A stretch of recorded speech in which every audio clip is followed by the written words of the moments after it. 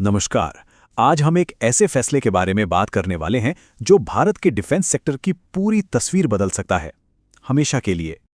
तो चलिए देखते हैं कि आज हम किन किन पहलुओं पर गौर करेंगे। हम समझेंगे कि ये बड़ा फैसला आखिर है क्या, इसे क्यों लिया गया, ये काम कैसे करेगा, और हाँ, इसके आगे के रास्ते में क्या-क्या चुनौतियां हैं। तो सबसे पहले बात करते हैं उस बड़ी घोषणा की, उस पॉलिसी चेंज की, जो शायद भारत के डिफेंस इतिहास के सबसे बड़े उदारीकरणों में से एक है। तो असल में इस नीतिगत बदलाव का मतलब क्या है? इसे ऐसे समझिए कि डिफेंस प्रोडक्शन का एक ऐसा दरवाजा खोल दिया गया है जो अब तक सिर्फ और सिर्फ सरकारी कंपनियों के लिए ही खुला था। जरा सोचिए, आर्टिलरी शेल से लेकर खतरनाक पिनाका रॉकेट्स तक, अलग अलग तरह के बम, मोर्टार, हैंड ग्रेनेड्स, ये सब कुछ अब प्राइवेट कंपनियां भी बना सकेंगी। ये वो हथियार हैं जो किसी भी जंग का रुख पलट सकते हैं। अब सवाल ये उठता है कि सरकार को अचानक इतना बड़ा कदम उठाने की जरूरत क्यों पड़ी? चलिए इसके पीछे की वजहों को समझते हैं। देखिए, एक सबसे बड़ी और पुरानी वजह थी गोला बारूद की कमी।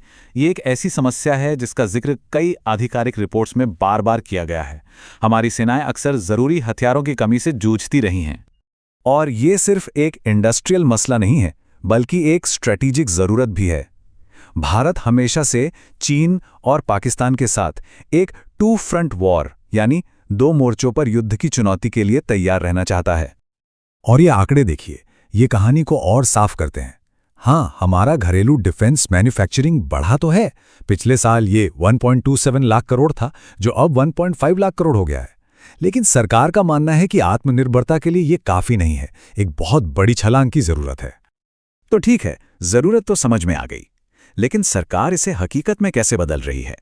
इसका तरीका सुनने में तो काफी सीधा है, लेकिन इसके असर बहुत गहरे हैं। यहाँ सबसे बड़ा और अहम कदम था नो ऑब्जेक्शन सर्टिफिकेट, यानी एनओसी की शर्त को हटाना।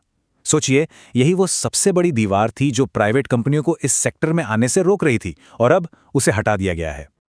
लेकिन इसका मतलब ये बिल्कुल नहीं है कि अब कोई भी आके मिसाइलें बना सकता है। नहीं, इसके लिए एक बहुत ही सख्त 3 स्टेप की अप्रूवल प्रोसेस है। सेफ्टी और सिक्योरिटी से कोई समझौता नहीं किया जाएगा। और बात सिर्फ बनाने की नहीं है, ये पॉलिसी और भी आगे जाती है। अब देश का प्रतिष्ठित DRDO, यानी defence research and development organisation, अपनी टेक्नोलॉजी प्राइवेट कंपनियों को ट्रांसफर करेगा और उनके साथ मिलकर नए हथियार डेवलप भी करेगा। तो अब देखते हैं कि इस सुधार के फायदे क्या-क्या हो सकते हैं, जो सीधे सीधे मेक इन इंडिया मिशन को एक जबरदस्त बूस्ट दे सकता है। उम्मीद यह है कि इससे एक तीर से कई निशाने लगेंगे। आत्मनिर्भर भारत का सपना पूरा होगा। हम दूसरे देशों को हथियार बेच पाएंगे, R&D में बड़ा निवेश आएगा, हाई स्किल्ड नौकरियां पैदा होंगी, और सबसे जरूरी, हमें विदेशों से हथियार कम खरीदने पड़ेंगे। और इस मौके का फायदा उठाने के लिए कई बड़े नाम पहले से ही तैयार हैं। Adani defence, Reliance defence, Tata, L&T, solar industries, ये वो कंपनियां हैं जो डिफेंस सेक्टर में पहले से काम कर रही हैं और अब इस नई रेस में सबसे आगे हो सकती हैं। लेकिन जाहिर है, जब कोई बदलाव इतना बड़ा हो तो उसके साथ जुड़े जोखिम भी उतने ही बड़े होते हैं, और इन पर ध्यान देना बेहद जरूरी है। तो असली और बड़ा सवाल यह है, इस बेहद संवेदनशील सेक्टर के दरवाजे खोलने के क्या-क्या खतरे हो सकते हैं? तो चलिए इन चुनौतियों को एक एक करके देखते हैं। सबसे पहले, टेक्नोलॉजी सिक्योरिटी, मतलब हमारी सबसे संवेदनशील डिजाइन और डेटा दुश्मनों के हाथ लग सकता है। फिर है क्वालिटी कंट्रोल। सोचिए, जरा सी चूक कितनी बड़ी तबाही ला सकती है। इसके अलावा कुछ बड़ी कंपनियों के कार्टेल बनाने का भी खतरा है, जिससे कंपटीशन खत्म हो सकता है। और आखिर में, क्या हमारे पास इतने स्किल्ड लोग हैं जो ये काम कर सकें? ये सारे सवाल बहुत गंभीर हैं। तो कुल मिलाकर ये ऐतिहासिक सुधार एक ही बड़े सवाल पर आकर रुक जाता है।